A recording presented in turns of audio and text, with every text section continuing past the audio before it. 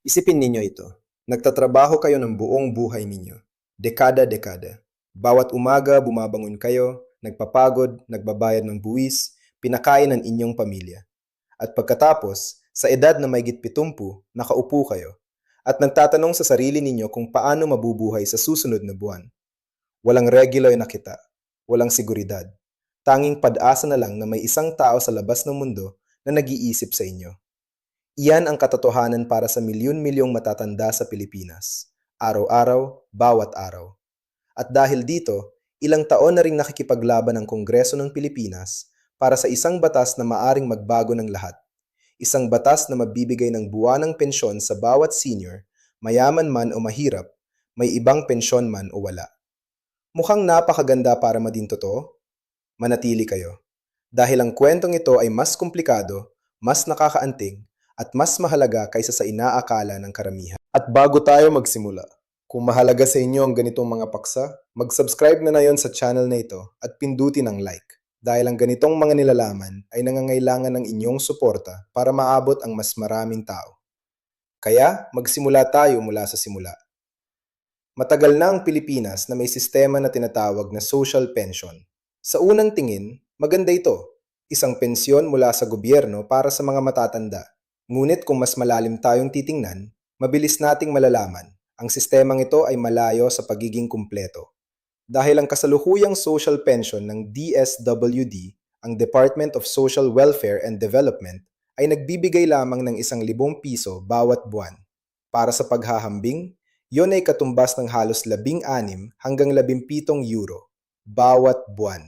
At yun pa ay para lamang sa isang partikular na grupo ng mga senior, yung mga inuri bilang indigent, ang pinakamahihirap, ang pinaka-naghihirap. Ang sinumang may anumang ibang kita, kahit may maliit na SSS pension o GSIS pension, ay hindi nakakakuha ng kahit ano. Zero. Wala. Excluded sila sa sistema, gaano man kaliit ang kanilang tinatanggap. Yun ang mapait na katotohanan nasa likod ng buong kwentong ito. At dahil mismo dito nabuo ang ideya ng Universal Social Pension. Ang pangalan ay nagsasabi na ng lahat, universal. Para sa lahat. Hindi lamang para sa pinakamahihirap, hindi lamang para sa mga hindi na itrabaho, hindi lamang para sa isang piling grupo, kundi para sa bawat senior sa Pilipinas. Anuman ang kanilang sitwasyon, may ibang pensyon man sila o wala. Isang plano na nag-iisip ng ganap na naiba sa lahat ng dating umiiral. At ang planong ito ay naging konkretong anyo sa panahon ng ika-19 na Kongreso ng Pilipinas. Sa ika-19 na Kongreso, ang nakaraang lehislatibong sesyon, isang panukalang batas ang isinumitate na kilala bilang House Bill 10,423. Mahabang pangalan pa sa isang simple ngunit makapangyari ang ideya. Bigyan ang bawat senior ng pensyon. Ganun lang. Ang panukalang batas na ito ay gumawa ng kahangahangang pag-unlad sa simula. Sinuri at inaprubahan ito ng kaukulang House Committee. Nalagpasan ito ang third reading sa Kamara ng mga Kinatawan. Ito ay isang mahalagang milestone sa proseso ng pagpapasa ng batas sa Pilipinas dahil nangangahulugan iyon na opisyal na pinayagan ng lower house ang panukalang batas. At nakakuha ito ng suporta mula sa pinakamataas na antas. Si Rex Gatchalian, ang noon ay kalihim ng DSWD, ay hayagang sumuporta dito at binigyan diin na ang badyet para dito ay mahahanap at dapat hanapin. Iyon ay isang malakas na senyales. Dahil kapag ang kaukulang ministry mismo ay nagsabi ng, kaya nating pundohan ito, iyon ay higit pa sa isang walang laman na pangako. Sa politikang na kapaligiran, may maingay din na suporta. Si Luis Raymond Villafuerte Jr., kinatawan mula sa Camarines Sur, ay hayagang nanawagan sa mga senador na suportahan at isulong ang batas. Nagbigay siya ng presyon, nagsalita siya sa mga panayam, lumingon siya sa publiko, nakiusap siya sa konsyensyang panlipunan ng kanyang mga kasamahan sa upper house. At sa isang sandali, talagang tila maaring maging katotohanan ang batas na ito, na ang pananaw ng isang universal na pensyon para sa lahat ng Filipino senior ay maaring maisakatuparan. Ngunit pagkatapos, wala. Tumahimik ang Senado. Nanatiling nakahiga ang batas. Lumipas ang mga linggo, lumipas ang mga buwan, at sa kalaunan ay natapos na lang ang ika-19 na Kongreso. At kasama nito, namatay din ang House Bill 10,423. Opisyal itong tinatawag na dead file o naka-archive. Nangangahulugan iyon na, ang panukalang batas ay umiiral pa rin sa mga archive ng Kongreso, ngunit wala na itong legal na bisa. Kailangan itong ipakilala muli mula sa simula. Lahat ng trabaho, lahat ng pulong, lahat ng debat, para sa wala. O kahit papaano, halos para sa wala. Dahil ang mga ideya ay bihirang ganap na mamatay. Kung minsan ay natutulog lang sila. At yun na ang nangyari. Sa ika-20 Kongreso, ang kasalukuyang lehislatibong sesyon, muling binuhay ang ideya ng Universal Social Pension. Sa pagkakataong ito sa anyo ng House Bill 1421, kilala rin bilang Substitute Bill. Nangangahulugang yun na ito ay isang binago at muling isinamiting panukalang batas na nagtatayo sa naitulong na ng ika-19 na Kongreso. Sa pagkakataong ito sa ilalim ng pamumuno ni Kinatawan Miro Kimbo, isang bihasang mambabatas na kilala sa kanyang analytical na estilo at matyagang paggabol sa mga isyung panlipunan. At ang bagong simulang ito ay nagsimulang puno ng pag-asa. Noong ika-6 ng Disyembre, 2025, hindi pa matagal ang nakalipas, ang House Bill 1421 ay inaprubahan sa Kaukulang House Committee.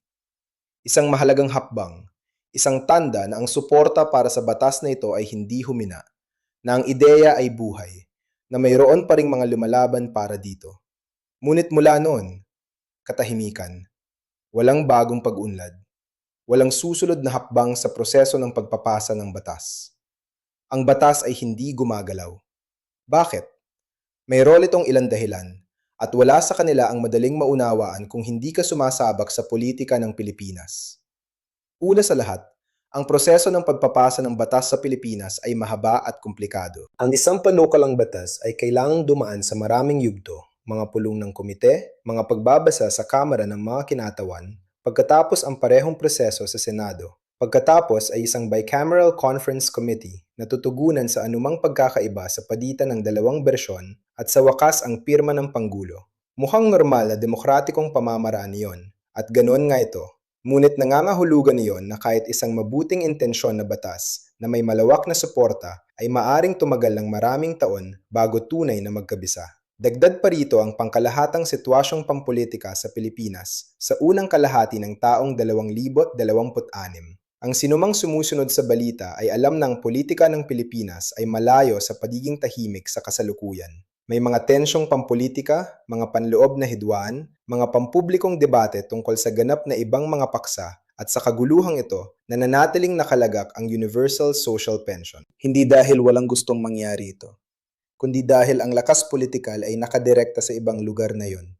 At yon habang tumatakbo ang orasan. Dahil ang ika-20 Kongreso ay may takdang panahon din.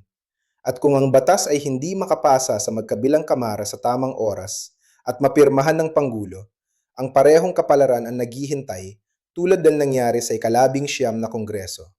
Archive, dead file, magsimulang muli. At pagkatapos ay mayroon pang isa pang tinig sa kwentong ito na hindi maaaring baliwalain, si Leila de Lima. Para sa mga hindi masyadong sumusunod sa politikang Pilipino, si Leila de Lima ay isang kilalang senadora na dati ay nabilanggo dahil sa kanyang pagtutol sa gobyerno ni Duterte at sa kalaunan ay na-rehabilitate na. Nagmungkahi siya ng sariling panukalang batas, isang pagbabago sa tinatawag na Centenarian Act. Ang Centenarian Act ay isang kasalukuyang batas na nagbibigay sa mga senior na umabot sa edad na 100 taon ng isang beses na bayad, isang uri ng regalo mula sa Estado para sa pagkamit ng isang pambihirang milestone. Ang mungkahi ni De Lima ay higit na malayo. Nais niyang ang hangganan ng edad para sa gayong espesyal na bayad ay makabuluhang ibaba, at yon ay sa ilang antas. 72 taon, 80 taon, 85 taon, 90 taon, 75 taon, at sa wakas ay 100 taon. Nangangahulugan yon na ang mga senior ay makakatanggap ng espesyal na bayad mula sa Estado sa pagkamit ng bawat isa sa mga hangganan ng edad na ito, na mas malaki kaysa sa dati. Ito ay isang ambisyosong plano, isang makataon na plano, isang planong kinikilala ng pagtanda ay may kasamang espesyal na mga hamon at ng Estado ay dapat nandoon sa mga sandaling iyon. Ngunit, at ito ang kaawa-awang bahagi ng mungkaling ito, ang mga prospect para sa pagpapasa nito ay lubhang mapanganib. Bakit? Dahil kahit ang mas simpleng Universal Social Pension ay hindi pa nagawa nitong malagpasan ng Kongreso hanggang ngayon. Kung ang isang batas na nagtataguyod ng simpleng buwanang pensyon para sa lahat ng senior ay natigil sa proseso ng pagpapasa ng batas sa loob ng maraming taon, gaano katotohanan na ang isang mas malawak na mungkali ay makakalusot ng mas mabilis? Ang lohika ay malupit, ngunit ito ay totoo. Kung ang maliit ay hindi kaya, ang malaki ay mas hindi kaya. Lahat ng ito ay nagdudulot ng isang fundamental na tanong. Isang tanong na higit pa sa Pilipinas. Bakit napakahirap protektahan ang mga matatanda? Bakit ang mga lipunan sa buong mundo, sa mayamang bansa at sa mas mahirap na bansa, ay nakikipaglaban upang matiyak ang dignidad na pamumuhay para sa kanilang mga senior? Ang sagot ay komplikado. Tungkol ito sa pera, syempre, ang isang universal na pensyon ay nagkakahalaga sa estado ng napakalaking halaga at ang tanong ng pagpopondo ay hindi basta-basta. Tungkol ito sa mga prioridad sa politika, sa isang mundo kung saan ang mga batang botante ay madalas na mas maingay kaysa sa matatanda, ang mga programa para sa kabataan ay madalas na mas pinipili. Tungkol ito sa burokrasya, sa lobbying, sa mga kompromiso. At kung minsan ay tungkol lamang sa katotohanang ang morally na tama ay politically na hindi komportable. Ngunit kapag inisip ninyo ang mga mukha, ang milyon-milyong lolo at lola sa Pilipinas na kailangang mabuhay sa 1,000 piso bawat buwan o ang mga hindi man lamang nakakakuha noon, lahat ng ito ay nagiging napaka-abstract. Ang mga pampulitikang debate ay nawawala at ang nananatili ay ang simpleng pagpapahalaga sa tao ng bagay. Ang mga taong ito ay ibinigay ang kanilang buhay. Nagtrabaho sila, nagtayo, nag-alaga, nagmahal. At ngayon, sa katapusan ng kanilang buhay, nararapat silang higit pa sa mga pag-asa at pangako. Nararapat sila ng seguridad. Ang tanong ngayon ay, ano ang susunod na mangyayari? Ang House Bill 1,421 ay kailangang dumaan sa mahabang daan. Kailangang malagpasan nito ang third reading sa Kamara ng mga Kinatawan, pagkatapos ay ang parehong proseso sa Senado, at sa wakas ay kailangang pirmahan ni Pangulong Ferdinand Marcos Jr., kilala bilang BBM sa Pilipinas, ang batas. Ang bawat isa sa mga hakbang na ito ay isang hadlang. Ang bawat isa sa mga hakbang na ito ay nagdadala ng panganib ng batas ay mananatiling nakalagak muli, maaantala muli, malalunod muli sa pang-araw-araw na politika. At gayunpaman, may dahilan para sa pag-asa. Dahil ang ideya ng Universal Social Pension ay hindi patay. 2 beses itong isinumite, 2 beses itong nakakuha ng pagsang-ayon ng komite. Nakakuha ito ng suportang pampolitika mula sa mga ministro, kinatawan at publiko. Nagpapakita yon na ang kalooban ay nandoon. Nagpapakita yon ng lipunang Pilipino ay sinaseryoso ang tanong na ito. Ang nawawala ay ang desibong pagtulak. Ang sandaling lahat ng kinakailangang lakas politikal ay sabay na gumagalaw sa parehong direksyon. Kung darating ang sandaling yon bago matapos ang ika-20 kongreso, walang nakakaalam. Kung ang Universal Social Pension ay tunay na magiging batas, kung ang mga Filipino senior ay isang araw na makakatanggap ng tunay, universal at dignidad na buwanang pensyon, bukas pa rin yun. Ngunit isang bagay ang tiyak. Habang may mga tao nagtatanong ng tanong na ito, nagtatalo tungkol dito, nagbibigay ng presyon at hindi sumusuko, hanggang noon ay may pag-asa. At ang pag-asa kasama ng presyong pampolitika ay maraming beses na nagpagawa ng imposible sa kasaysayan. Iyon ang aming kwento tungkol sa Universal Social Pension sa Pilipinas. Isang kwentong hindi pa tapos. Isang kwentong direktang nakakaapekto sa milyon-milyong tao at nagpapakita kung gaano kabagal at kung minsan nakaka-frustrate ang landas mula sa isang ideya patungo sa isang batas. Kung nakita ninyong kapaki-pakinabang ang video na ito, kung naniniwala kayo na dapat malaman ito ng mas maraming tao, ibahagi ninyo ito sa inyong pamilya, sa mga kaibigan, sa sinumang nagmamalasakit sa kapakanan ng mga matatanda.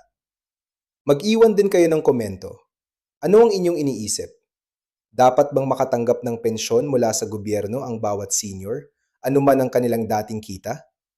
Inaabangan namin ang inyong opinyon. At kung nais ninyong regular na makita ang ganitong mga nilalaman, mag-subscribe sa channel na ito para hindi kayo makaligtaan ng kahit isang video. Hanggang sa susunod.